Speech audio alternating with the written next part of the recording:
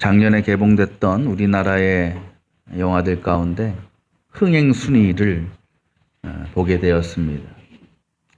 1등이 파묘, 2등이 이제 범죄도시 4, 3등이 베테랑, 4등이 파일럿, 그리고 5등이 뭔지 까먹었네요. 어쨌든 5개 영화가 이제 순서대로 이제 그 중에 이제 천만 영화는 이제 1, 2, 3등 베테랑까지. 이 영화 중에 여러분 뭐 보셨습니까? 하나도 안 보셨습니까? 저는 하나 봤어요. 범죄도시. 그리고 범죄도시는 1편부터 4편까지 다 봤습니다. 극장에서. 그것도. 제가 극장을 1년에 한 번 가거든요. 이거 볼 때만 가는 것 같아요. 여러분 범죄도시 보셨어요? 어때요? 범죄도시라는 영화? 통쾌하죠? 짜릿하죠? 이 범죄도시 영화를 보면요. 내용은 다 아실 거예요. 사회를 어지럽히고 또 나쁜 짓을 한 악당들을 이제 마석도라는 형사가 이제 일망타진하는 영화입니다.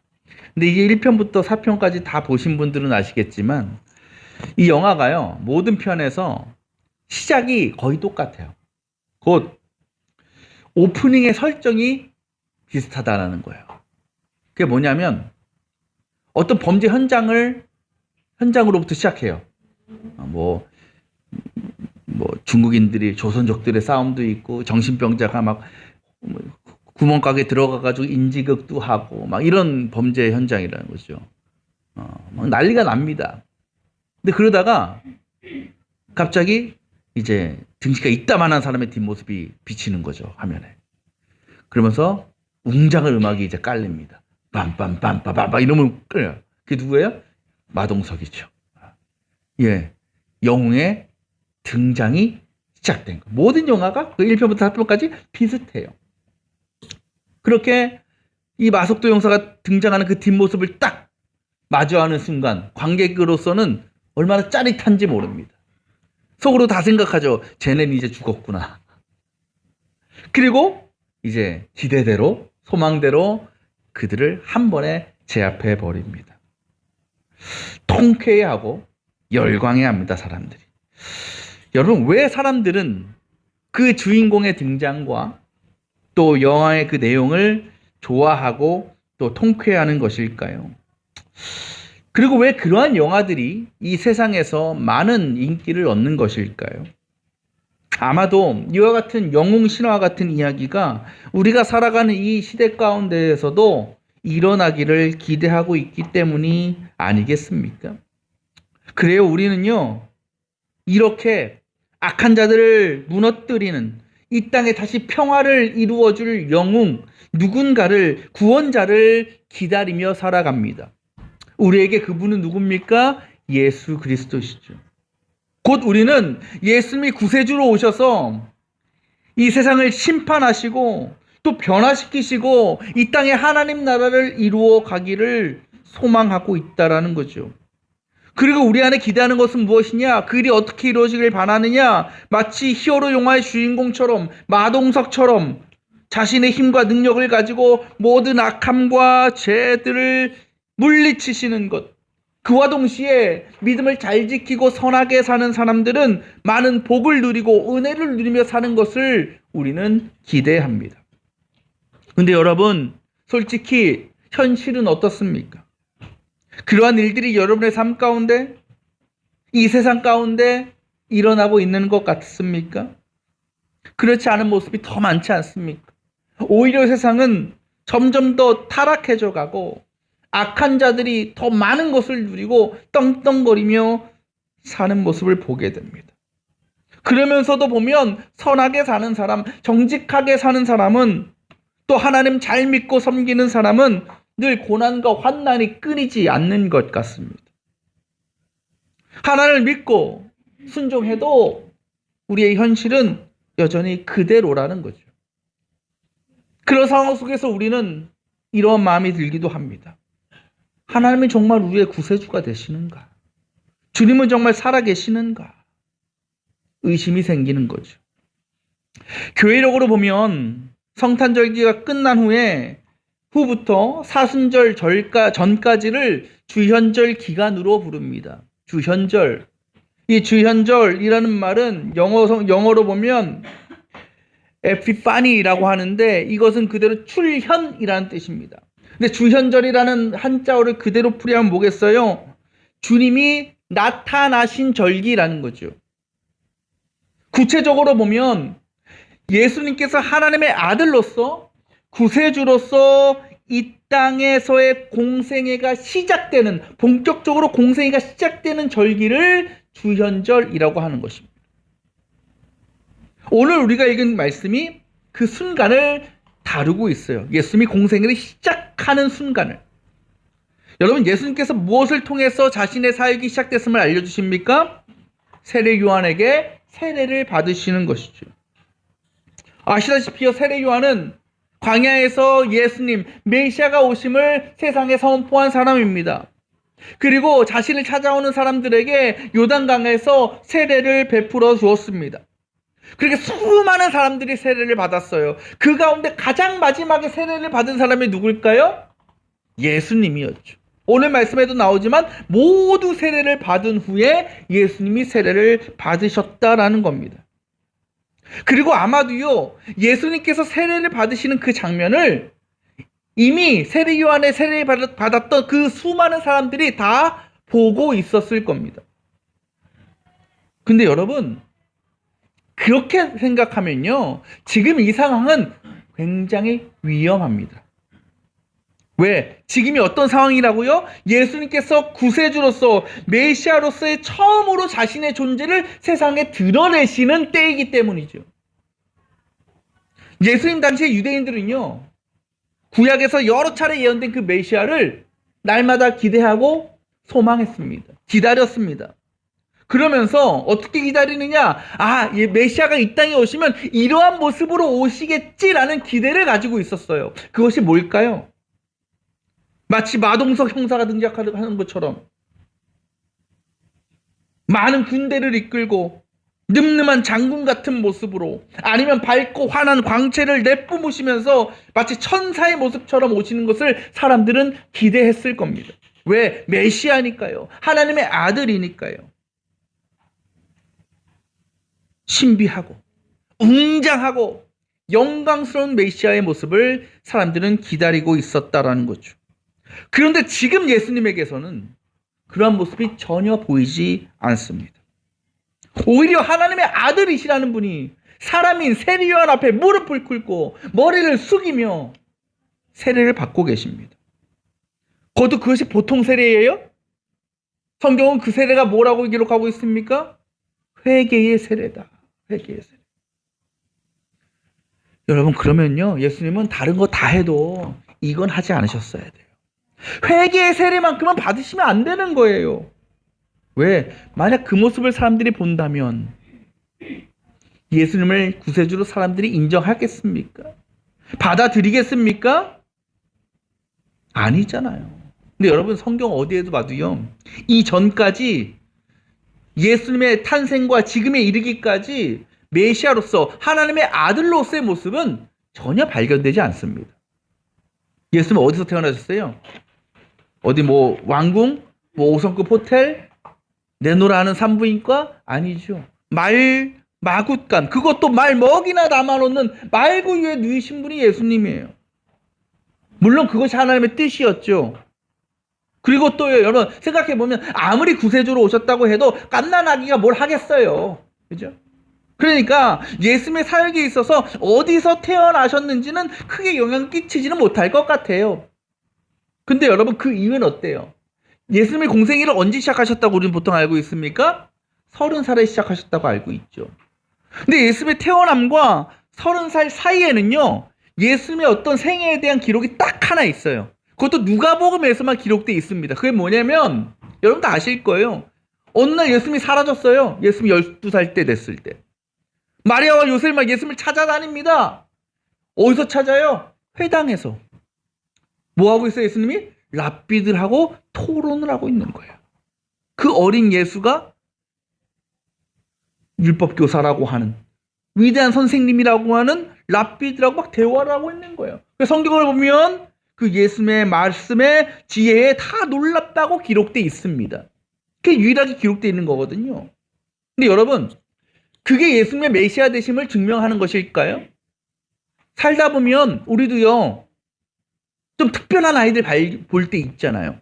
우리가 영재라고 하는, 천재라고 하는 아이들 볼 때 있잖아요. 그렇죠? 있어요, 없어 그런 애들이? 있어요. 그런 애들이 내 애가 아니어서 문제인 거지? 그죠? 있어요. 분명히 있어요. 영재는 있어요. 제가 볼 때 예수는 딱 그 수준이었던 것 같아요. 아이들 중에 그나마 좀 특출한 애들, 좀 똑똑한 애들. 그러나 그것이 저 사람이 메시아구나, 하나님의 아들이구나 할 정도는 아니었다라는 거죠. 그리고 12살 때부터 30살에 이르기까지 예수님에 대한 기억은 하나도 없습니다. 이것이 뭘 의미할까요? 그동안에 그 예수님에게서 뭔가 특별한 역사나 특별한 능력이 나타나지 않았다라는 거죠. 그런 일이 있었다면 반드시 분명히 기록되었을 겁니다. 근데 없었다라는 거죠. 근데 예수님께서 30살 될 때까지 사람들은 저 예수라는 사람이 하나님의 아들 메시아라는 것을 도저히 알 수가 없었을 겁니다. 그렇게 드디어 그 30년의 기다림의 빛을 볼 때가 오게 된 것이죠. 그렇다면 여러분, 30년 기다리게 하셨으면 확실한 방법으로 누가 봐도 저분의 메시아구나 할 정도로 예수님을 등장시켜야 되지 않겠습니까? 그것을 유대인들은 기대했던 거예요. 근데 지금 예수의 모습은 어때요? 세상 사람들과 다르지 않아요. 똑같이 죄인의 모습으로 세례를 받으셨습니다. 그런 예수님을 누가 인정하고 누가 메시아로 생각할 수 있겠습니까? 근데 여러분, 우리도요, 예수님을 그렇게 바라볼 때가 있어요. 곧 하나님의 아들이신데, 구세주신데, 그런 주님의 능력과 역사가 나의 삶 가운데 전혀 경험되지 못하는 상황들이 있다라는 겁니다. 특별히 언제요? 삶의 고난이 있을 때, 환난을 당할 때, 고통당할 때, 그러면서 아무리 기도해도, 아무리 노력해도 상황이 변하지 않을 때, 우리는 그 주님이 정말 나의 구세주가 되시나, 나를 사랑하시는가 의심하고 원망하게 되는 거죠. 그러면서 우리 안에 이런 생각도 드는 거예요. 내가 이러려고 예수님 믿나? 내가 이런 일 만나려고 예배하고 기도하고 헌신하는가? 세례 요한이요, 사람들에게 세례를 베풀기 전에 이 땅에 오실 메시아가 어떤 분인지를 선포했지요. 그리고 그 이후에 예수님께서 세례를 받으러 오셨을 때 세례 요한은 저분이 예수님이구나, 구세주라는 것을 알았습니다. 그래서 얘기하죠. 나에게 세례를 주실 분이 어떻게 저에게 세례를 받으십니까? 그러나 예수님은 세례를 받겠다라고 말씀하십니다. 그 모든 상황을 사람들은 다 보고 들었습니다. 그러면 사람들의 생각 속에 어떻게 했어요? 세례 요한이 말하고 있는 저 사람이 진짜 메시아일 수 있겠다. 그렇다면 그것을 증명해 보이셨어야 돼요, 하나님은. 어떤 권위와 능력을 보여주셨어야 돼요. 그런데 그렇지 않고 똑같이 자신들처럼 세례를 받으시는 모습을 보니까 사람들이 실망하지 않았겠습니까? 그러면서 분노하지 않았겠습니까? 근데 여러분, 만약 거기서 끝이었다면 예수님은 아마 공생애를 제대로 시작도 못하고 사람들에게 공격을 받고 죽임을 당하셨을 수도 있을 겁니다. 그런데 예수님께서 죄인처럼 세례를 받으신 후 사람들이 다 실망하고 예수님을 조롱하고 있는 그 순간에 놀라운 일이 일어나지요. 그 어떤 일입니까? 21절, 22절. 하늘이 열리고 성령이 비둘기 같은 형체로 예수 위에 내려오셨다. 엄청난 환상이 나타난 겁니다. 근데 거기서 끝이 아니에요. 하늘에서 음성이 들려옵니다. 뭐라고요? 너는 내 사랑하는 아들이요, 나는 너를 좋아한다. 여기서 사랑하는 이라는 말은 헬라어로 아가페토스입니다. 그런데 이 말에 어떤 아들이나 딸이라는 명사가 붙으면 외동이라는 의미가 들어가요. 그러니까 사랑하는 아들이라는 것은, 표현한 것은 이 사람이 나의 독생자임을 밝히고 계시는 겁니다. 그러면서 하나님 뭐라 그래요? 나를 내가 좋아하는 자다. 개역개정을 보면 이렇게 기록하고 있어요. 내가 너를 기뻐한다. 곧 이 말씀을 통해서 하나님은 예수님을 나에게 가장 큰 기쁨이 되는, 내가 가장 사랑하는 독생자임을 밝히고 계시는 겁니다. 여러분, 이 하늘이 열리고 성령이 비둘기같이 내려오는 환상, 그리고 하늘에서 하나님의 음성이 들려지는 이 사건을 누가 보고 들었을까요? 예수님만 들었을까요? 세례 요한만 보았을까요? 아닙니다. 그곳에 모였던 모든 이들이 그것을 직접 경험했습니다. 그때 그 사람들이 예수님을 계속 의심했겠습니까? 예수님이 설마 하나님의 아들일까 생각했겠습니까? 아니었을 것입니다. 예수님이 하나님의 아들이요 구세주임을 증명하는 데 있어서 이보다 더 확실한 증거는 없었습니다. 그래요. 바로 이 순간을 위해서 하나님께서는 예수님을 30년 동안 기다리게 하셨고, 때가 되었을 때 세례 요한에게 보내셨고 그에게 세례를 받게 하신 겁니다. 예수님이 세례 요한에게 세례를 받으신 그 이유를 마태복음 3장 15절에 이렇게 기록합니다. 이렇게 하여 모든 의를 이룰 것이다. 곧 하나님은 이 땅에 의를 이루시는 일, 구원을 이루시는 일은 죄가 없으신 하나님의 아들이 세례를 받으심으로 자신이 구원할 사람들과 동일한 존재가 되셔서 그들의 삶과 영혼 가운데 깊이 들어가시는 것부터 시작된다라는 것을 보여주신 것입니다. 그래요, 여러분. 처음 예수님께서 세례를 받으실 때, 아니 그 이전까지만 봐도요, 예수님은 너무나 평범했습니다. 구세주로서 그 어떤 특별한 모습이 나타나지 않았습니다. 그러나 세례를 받으시고 성령이 비둘기같이 임하시고 하나님의 음성이 들려진 이후 예수님은 그곳에 있던 사람들에게 메시아로 인정받게 되셨습니다. 근데 여러분, 예수님께서 하나님의 기쁨이요 가장 사랑하는 아들이 되실 수 있었던 것은 그저 하나님께서 그를 이 땅에 보내셨기 때문만이 아닙니다. 바로 그때에 이르기까지 하나님의 아들로서 주어진 사명을 잘 감당하고 그때를 기다려 오셨기 때문에 가능했던 것입니다. 특별히 하나님의 의와 하나님의 뜻을 이루시기 위해서 죄가 없으심에도 불구하고 마치 죄인처럼 세례 요한 앞에 무릎을 꿇고 머리를 숙이며 세례를 받으셨던 그 모습이 처음에는 사람들에게 조롱과 손가락질의 대상이었을지 모르지만 그것이 하나님께는 가장 큰 기쁨과 영광을 올려드리는 일이었다라는 거죠. 그 순종을 통해서 하나님께서는 놀라운 환상과 음성을 보여주셨고 그렇게 변화와 구원의 역사가 시작될 수 있었던 것입니다. 저는 바라기는 오늘 하나님께서 예수님을 향해서 말씀하신 그 고백이 너는 내 사랑하는 아들이요 내가 너를 좋아한다. 너가 나의 기쁨이다.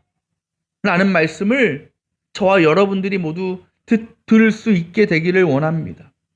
우리 어떻게 그런 음성을, 그런 칭찬을, 그런 높임을 들을 수 있을까요? 어떤 분들은요, 이 땅에서 내가 성공해야, 잘 돼야 하나님께 기쁨을 드리는 거야 라고 생각하시는 분도 있습니다. 물론 그럴 수 있죠. 우리 부모들이 언제 자녀를 통해 기쁨을 얻습니까?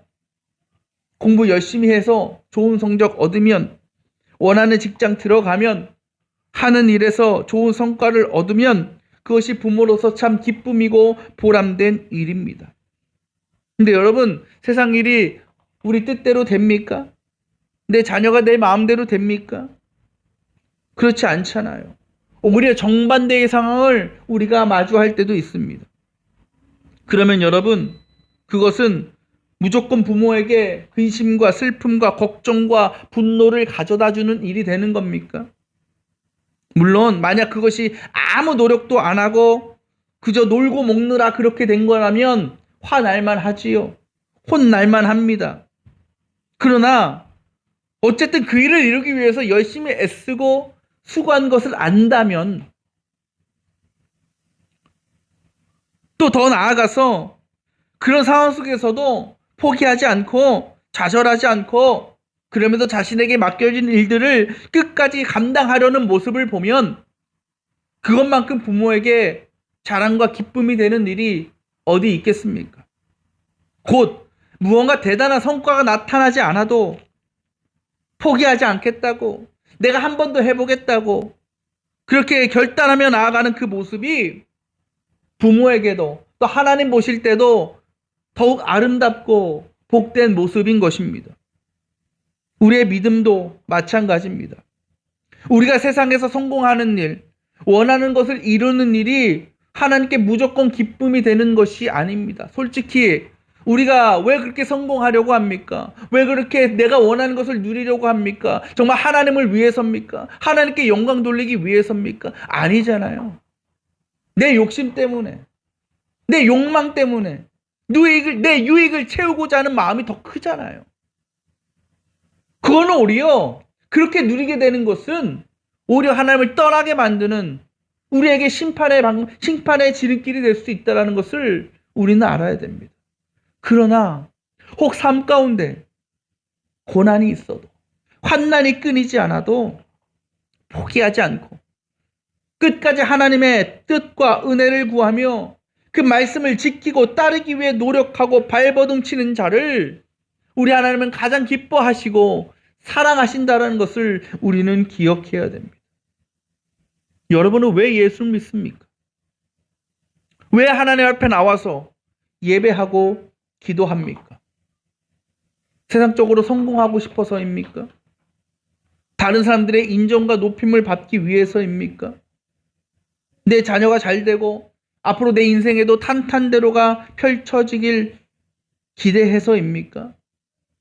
만약 여러분 그런 목적과 그런 이유로 하나님 앞에 나왔다면, 그런 기대를 하나님 앞에 가지고 있다면 버리셔야 됩니다. 꿈 깨셔야 됩니다. 하나님을 잘 믿는다고 우리의 인생이 형통해지는 게 아닙니다. 믿음 생활 잘한다고 해서요, 세상의 고난과 환난이 우리를 피해가는 것이 아닙니다. 지난 연말에 벌어졌던 그 비행기 사고 희생당한 그 179명의 승객들 가운데 그리스도인이 없었겠습니까? 그 가운데 신실하게 하나님 믿고 따르던 사람들이 없었겠습니까? 아니었던 거죠. 그래요. 우리가 아무리 열심히 예배하고요, 순종하고요, 기도해도요, 삶의 고난은 찾아옵니다. 그것은 내가 믿음에 소홀했거나 뭔가 큰 죄를 저질렀기 때문에 만나게 되는 일이 아니고 누구에게나 일어날 수 있는 겁니다. 그것이 하나님의 심판이 아니라는 거예요. 누구라고 말씀 안 드리겠지만 여러분 다 잘 아시는, 요새 열심히 이렇게 하시는 목사님이 그랬잖아요. 그거 가지고 하나님이 사탄을 시켜서 하신 것이다.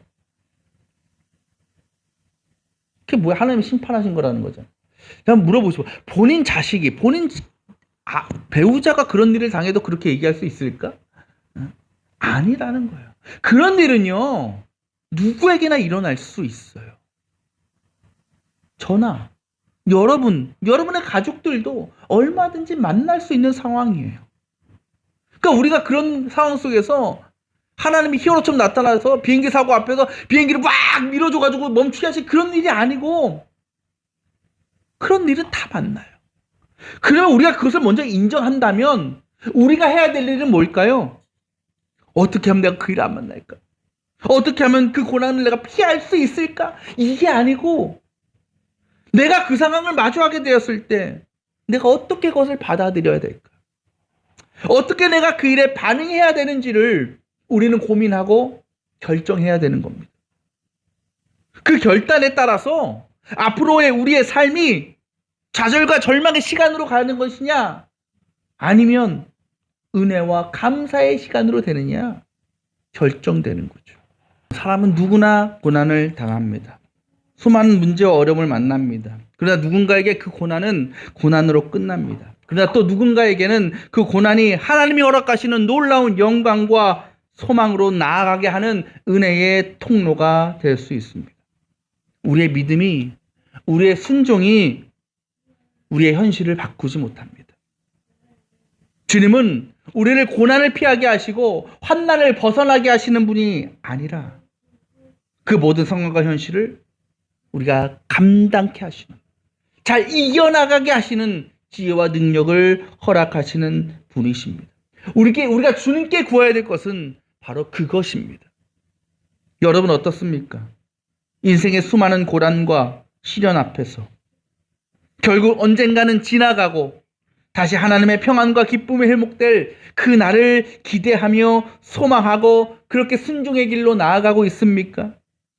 아니면 끝없는 좌절과 절망 가운데 하나님을 원망하고 믿음을 내려놓고 모든 것을 포기하려 하고 있지는 않습니까? 사랑하는 여러분, 이 세상에 환난과 고난을 피할 수 있는 사람 단 한 사람도 없습니다. 우리에게 고난과 역경은 전혀 예상치 못한 순간에 찾아옵니다. 그렇다면 우리에게 필요한 일은 무엇인가? 그때를 준비하는 것입니다. 그것은요, 그 상황을 피하고 숨어버리는 것이 아닙니다. 하나님을 원망하고 의심하며 믿음의 자리를 떠나는 것이 아닙니다. 그때 우리가 해야 될 일은 더욱더욱 하나님 앞에 나아가는 것입니다. 주님의 십자가의 은혜를 소망하며 예수님이 세례요한 앞에 그러신 것처럼 무릎을 꿇고 머리를 숙이며 주님 앞에 모든 것을 내어드릴 수 있어야 합니다.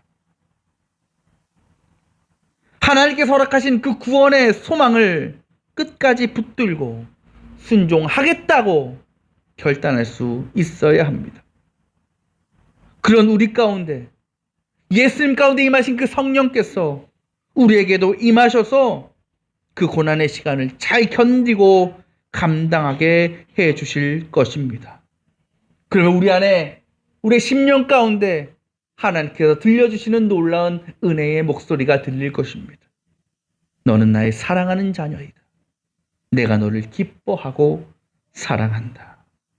여러분, 믿음의 길은 그렇게 걸어가는 겁니다.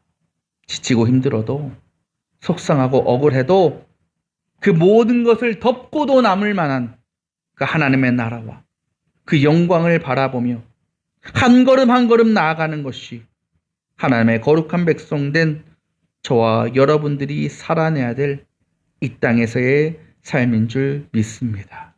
그를 위해 우리는 주님이 필요합니다.